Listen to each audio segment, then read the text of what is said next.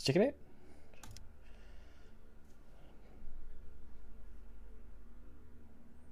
So we got a GDI mirror matchup. Rash versus Bloser on middle camp. Rash is the gold GDI in the top right. Bloser on the bottom left is the blue GDI. Both players opting to move their MCVs, fairly standard on this map. Both moving it quite far. I would usually see players deploy this back here.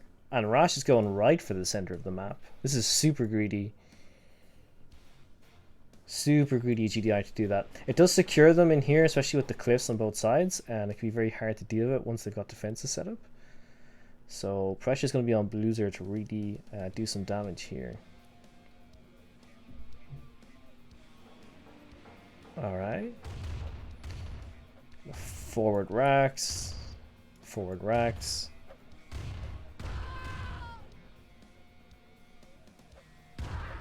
So Bloser at this point knows that his opponent's right in the center. Just going for 2 ref. What can be really effective here, because your opponent's so close, is if you could potentially get a comm center and go AGT. And be able to do a lot of damage to him before he can get a war factory up. I think that tends to be the good option to switch to if your opponent builds this close to you. You do need to make sure you get a bunch of Gren set up in front though, before he swarms like this. It's very annoying, especially when you spawn on the bottom of this map in a GDI mirror, because the top player is going to have the slide advantage, being able to hit the top of your structures. And you can't really, it's not really worthwhile to put a guard tower down against Grens. They can do a bit of damage, but more often than not, they're just not super effective. And it does look like you're sending a group of Grens around the side. These could go in and take out the Conyard if he's not careful. But we're actually seeing Rash go for the comm center up front. So he's going to be able to get the AGT down first. Meanwhile, I'm not sure what Bloser is teching towards here. Possibly a war factory? Going to get his Conyard. Meanwhile, holding off the assault here. So this has now made his AGT redundant. This is good. This totally caught Rash off guard. Got his power too, so now he's low power.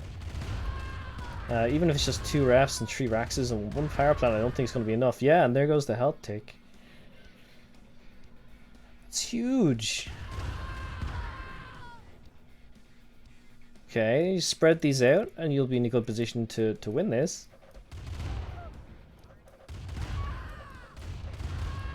Not seeing any structures coming out for Bloser.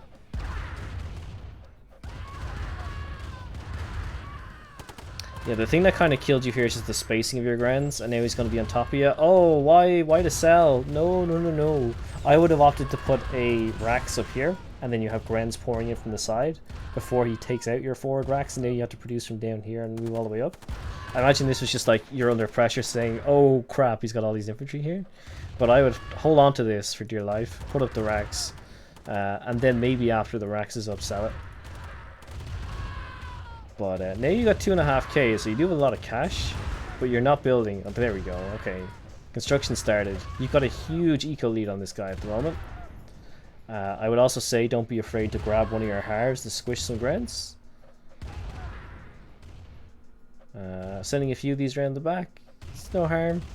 But like, he only has 4 or 5 Grens here, and you've got about the same, so you can actually hold this. You have the Harv coming in, but he's not actually going to do anything. Similar to back here, almost got his ref. But you still have 1 power plant, 2 refs, so you're in the winning position here still. Because your eco is still ahead. Now it's about to shift, but you've got units coming up here to take out the back ref. So it's going to be 2 ref power plant racks against 1 power plant, 1 ref, 2 racks. Losing this harvester for free, I'd say just keep an eye on this to be able to squish him. But yeah, you're also going to be able to get out his power. Oh, and the squish. That's unfortunate. If he didn't get the squish there and you knocked out his power, he wouldn't have been able to keep up. So here, Defender's Advantage kicks in for GDI players, where you want to spread these out. Not even hammering the X key necessarily, but doing stuff like this is really good. If you have these just like in isolated positions, he has to attack into you.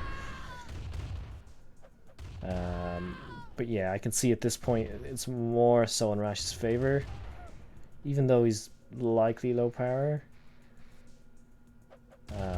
Just because he's coming from the top down, you have to keep producing your units all the way back here and coming. My god, it was very close. I think you did really well with the attack around the back of his base for sure. So well done on that front.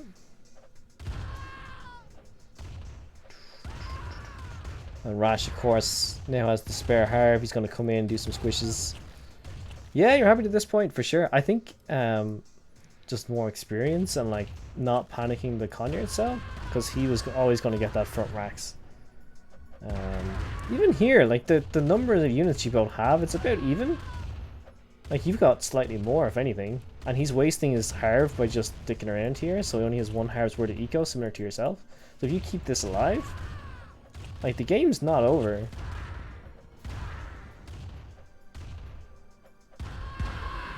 Okay, that one grenade kind of screwed you a little bit. Now it's over. Because now he just comes in here and takes out the ref, right? But all things considered, that was really close, Bloser.